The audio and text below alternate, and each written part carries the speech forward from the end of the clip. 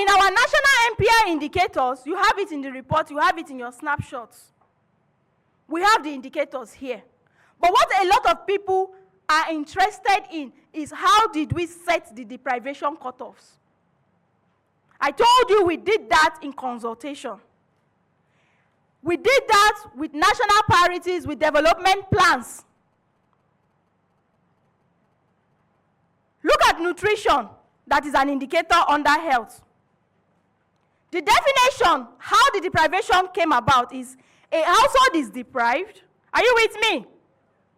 Hello? We took breakfast now. We are not deprived in breakfast. It's lunch. And lunch, with the agenda I saw, there is lunch.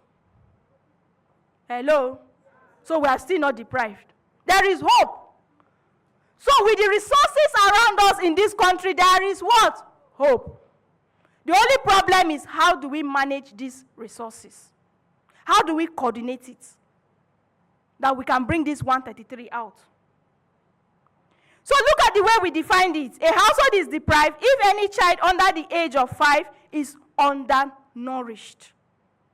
Undernourishment comes in most of the food intake that the child takes.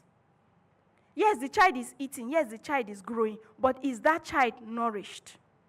And that nourishment has to do with balanced diet. And if you look at nutritionists, most times they tell you 1 egg, 1 vegetable, 1 orange, 1 this, 1 that. They are not even asking for much. 1. And the food will be what? Balanced. But the way it is, we will load the food. Eat. The child will be eating. Stomach. Before you know, the child will look as if it is what? Kwashoko. Hey, my child is growing well. Undernourishment. If a child is undernourished or an adult's body mass index is below 18.5, once we find any household with this kind of situation, that household gets a 1. That household is deprived in nutrition. Following the example. Food insecurity. A household is severely food insecure according to the food insecurity experience scale. And with us here, in this indicator, once we have the food insecurity questions, where you stayed a whole day without eating, do we say that is not a problem? Or you ate less than you should? Normally, you're supposed to eat just a plate of food, like the one we took in breakfast today. But you ate less than you should. Or you ate less nutritious food. You ate food, yes, but it's not nutritious. This is not about what you feel like you want to eat. It is about what your body needs. And you know, as adults, as we are growing older, we begin to need some kind of nutrients, basic ones. That is when you notice that your leg is not functioning well. You want to stand up. Calcium is not enough. So both children and adults need nutritious food. So for somebody to come and tell you that nutrition is not an indicator to look at, my sister, please, don't agree. Both for adults and children, nutrition is something to look at. And food insecurity will also lead to deprivation in nutrition. Because by the time there is not sufficient or there is less quality food or you went a whole day without eating, tell me how you will also not be deprived in nutrition. Just tell me when your body mass index will not be up to 18.5 or when the children are undernourished. So one thing leads to another again. One problem leading to another. You solve one problem, you solve another problem indirectly or directly. Time to get to the nearest functional health facility or the nearest primary health care. But here, on foot, if it takes more than 30 minutes, 30 minutes is very, very important. In fact, 1 minute can save a life. But here it's taking you more than 30 minutes to get to the nearest one. The most nearest is taking more than 30 minutes. That is deprivation for that household. School attendance under the education.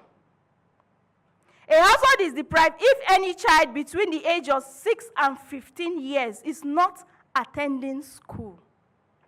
There are so many reasons why a child might not be attending school. It can be health reason. Even special children still have their schools. This child is not attending school. And tell me, the age by the government policy, at least at 6 years, you should start primary school. At least. I'm not talking about this, our mothers that, because she has to earn money too. But the child is 3 years. Oh, yeah, A for B, B for C. I am not talking about those kind of mothers or those kind of children. I'm talking about those that are even 6 years old. Is that not the standard in Nigeria?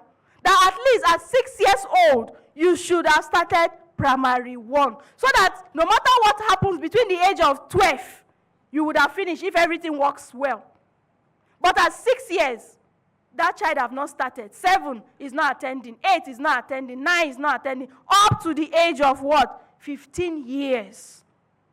And we know that in labor, there are times when even 15 years are allowed to work. So imagine a child that never attended school. Tell me how that child will be able to function well, even in the labor market. Tell me. Unemployment. Skills you don't have. English you cannot speak. I'm not saying that you cannot, not speaking English is the criteria for employment. No, that's not the point I'm making. Because I've seen somebody that never attended school, but he speaks better than me. Because English is a language. But I'm talking about attending school, getting that exposure, getting that level of your brain functioning, mingling, knowing the basics. I will not be able to go through every single one. Otherwise, I will keep you here till around 6 o'clock because I want to talk about MPI. But you have the document. But let me talk about school lag. School lag is a situation where the child is supposed to be probably in primary 6. No, primary... What primary is that? If you start at primary 6, you're supposed to be in primary 3, right? By virtue of your age and everything working well, you're supposed to be in primary 3, but you are still in primary 1. You are lacking behind. So if your age mates are already in secondary school, that's the time you are still struggling to finish. When your mates are now in university, that's when you are still thinking of JS3 exam probably. Tell me how you can meet up with your mate in future. Hey, this person is not greeting me. This person, hey, we're together, we grow up. Oh. In fact, it is our house. See our house here. See, my brother, forget that house thing. You grow up together, but you are not in the same level again. I greet the person, he did not answer me. How can he answer you? He has serious things he's thinking about. Your own is greeting. That is now worrying you. Your problem now is greeting. Are you with me? So you begin to have other problems, like psychological problems, depressional problems, that is growing up as a result of your lacking behind. And this is not something that has happened at the moment. It has generated over time. But that is not to say that you cannot catch up. Destiny is in the hand of God. But it will need some special, some extra work.